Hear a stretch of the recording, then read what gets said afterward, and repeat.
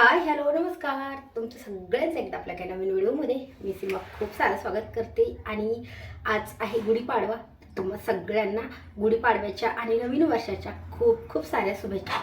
तर आत्ता मी बनवते बटाट्याची भाजी, कारण की पुरण लावलं आहे. पुरण पण परतून घेतलं आहे, थोडंच लावलं, जास्त म्हटलं नको, कारण की एका टायमाचाच बनवणार आहे स्वयंपाक.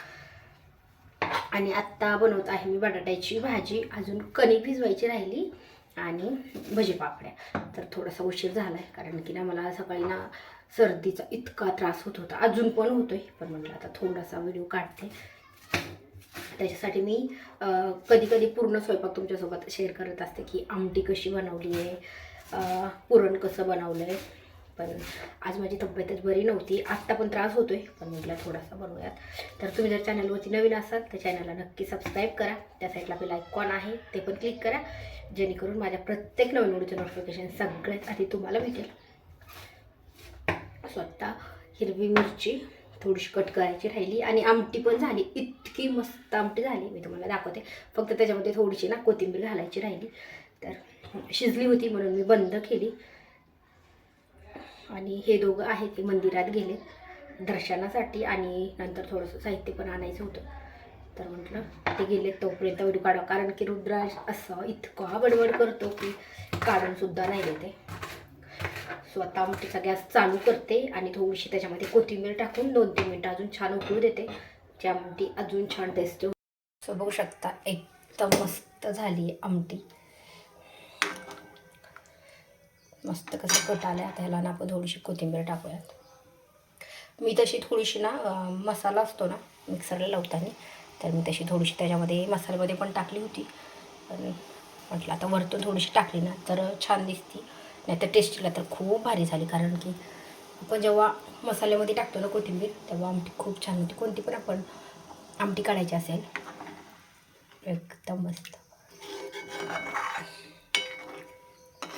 त्याला कोथिंबीर टाकली म्हणून फक्त 2-3 मिनटं उकळू देते, नाहीतर आपली आमटी छान शिजली. हे बघू शकता मसाला, कारण की काय होते मिक्सरचं भांडं आहे ना, त्यात निघतच नाही काही काही मसाला आहे तो. सो आता 2-3 मिनटाला छान उकळी येऊ देऊयात. आणि हे पुरण आहे ना, तर मी हे गुळाचं बनवलं आहे. म्हणजे ह्याला आता मी चटका पण दिला आमच्याकडे, ह्याला म्हणतात चटका द्यायचा. म्हणजे पूर्ण पुरण शिजून घेतल्याच्या नंतर त्याला गूळ किंवा साखर टाकून, आता मी गूळ टाकलं, ह्याला गूळ किंवा साखर टाकून छान असं घट्ट होस्तर परतून घ्यायचं. त्याला म्हणतात आमच्याकडे चटका देणं पुरणाला. ते पण झाले. आणि आत्ता बनवते बटाट्याची भाजी. कणिक भिजवायची राहिली अजून माझी, कणिक पण भिजवून घेते. आणि इथं बटाट्याच्या भाजीची तयारी झाली. कोथिंबीर, कांदा आणि हिरवी मिरची. स्वतः बटाटा तो पण उकडून घेतला आहे, त्याची साल वगैरे पण काढून घेतली. आता आपण बटाटा आहे तो कट करूयात. आता मला ह्याच कढईमध्ये परत भजे आणि पापड काढायचे आहेत. सो कढई गरम झाली, थोडंसं तेल टाकूयात. आणि आता ह्याची बटाट्याची भाजी झाली ना, तर लगेच मी बटाट्याची भाजी झाल्याच्या नंतर काढून घेणार, परत ती कढई घासणार आणि ह्याच्यामध्येच मी पुरण पण परतिलेलं आहे. आणि मग नंतर पोळे झाल्याच्या नंतर मी भजे आणि पापड काढणार आहे. सो आज मी खूप दिवसातनं साडी घातली, म्हटलं सणाला तरी घालूयात. म्हणजे मला तशी आवडती खूप घालायला, पण काय होतं की काम नाही सुधारलं. म्हणजे साडी खूप खराब होती स्वयंपाक बनवताना, आणि जास्त करून सवय नसल्यामुळं.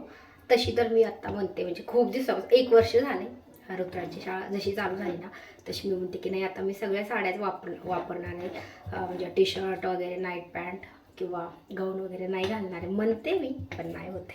पण आत्ता म्हणते की नाही घालणारच आहे, कारण की मला साडी घालायला आवडते. काय अजून काही व्यवस्थित नाही झालं, त्याच्यामुळं तुम्हाला पूर्ण रेसिपी बघायला नाही भेटणार आहे. आत्ता पण मला आमटीची ना खरंच बनवायची होती रेसिपी, म्हणजे व्हिडिओ बनवायचा होता. आणि एकतर सर्दीचा एवढा त्रास होते आणि परत स्टँड पण नाही, मग कसं एका हाताने नाही व्यवस्थित पकडत नाही, कसं पकडणार परत.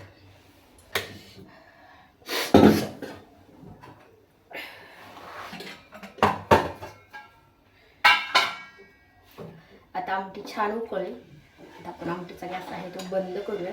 आणि तेल टाकले मी आत्ता बटाट्याच्या भाजीला, त्यात टाकायचं आपल्याला मोहरी, अगोदर मोहरी घालते मी ह्याला. जेव्हा कांदा घालते ना तेव्हा लसूण नाही घालत. आता घालते जिरे.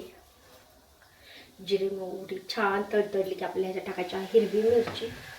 आणि हिरवी मिरची टाकली की त्याच्यावर थोडंसं मीठ टाकायचं. कधी पण कोणती पण भाजी असेल ज्याला आपण हिरवी मिरची वापरतो ना त्याला वरतून मीठ थोडं तरी टाकायचं. राहिलेलं नंतर टाकलं तरी चालतं पण थोडं टाकायचं. स्वतः हिरवी मिरची टाकून घेते.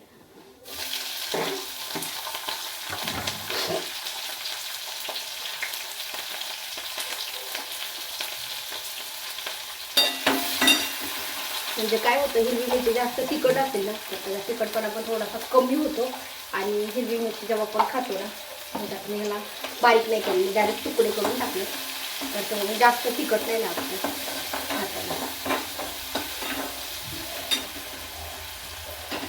आता अगदी थोडीशी, जास्त नाही परतल्याची, थोडी परतायची. लगेच आपल्याला ह्याच्यामध्ये टाकायचा आहे कांदा. म्हणजे कांद्यासोबत पण ती परतते अजून थोडीशी. पण थोडीशी आणि आता कोथिंबीर पण आहे ह्याच्यामध्ये थोडीशी टाकली म्हणजे तेलामध्ये पण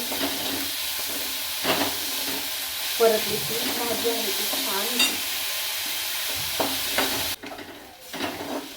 आपला कांदा आणि हिरवी मिरची आहे ती छान परतली. आता ह्याच्यामध्ये टाकते हळद.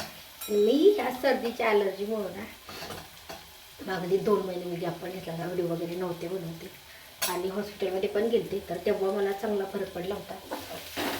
म्हणजे जोपर्यंत त्याचं गोळ्या वगैरे होत्या ना चालू मेडिकल तोपर्यंत चांगला फरक होता. ते संपल्या की परत चालू झाले. 2 महिने मी त्यासाठीच गॅप घेतला होता. कारण की ना स्वयंपाक बनवताना आणि हिरवी मिरची म्हटल्यावर तर विचारच नका इतका त्रास होतो. आता मी फक्त फोडणी घातली मला 15 मिनटं काहीच नाही सुद्धा. मसाला छान परतलेला आहे. मी आता बटाटा आहे तो टाकून घेते. आणि आता राहिलेली कोथिंबीर आहे ती पण टाकायची.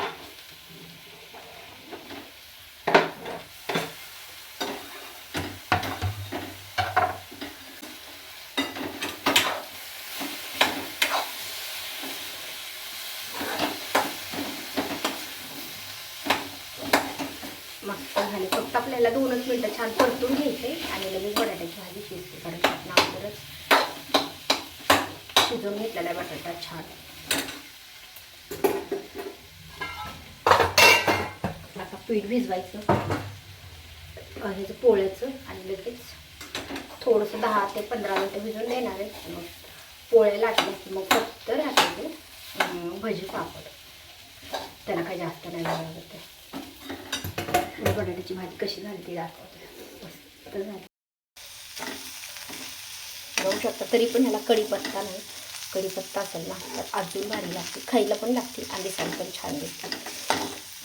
फक्त त्याला 2 मिनटं छान परतून घेते आणि लगेच काढून घेणार मी डब्यामध्ये.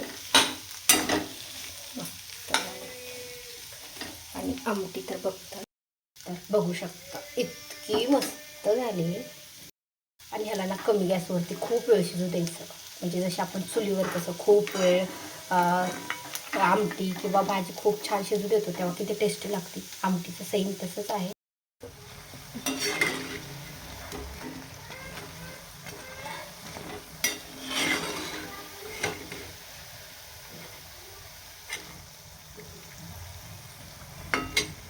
सो बघू शकता आपलं पुरणपोळीचं झालेलं आहे सगळा स्वयंपाक.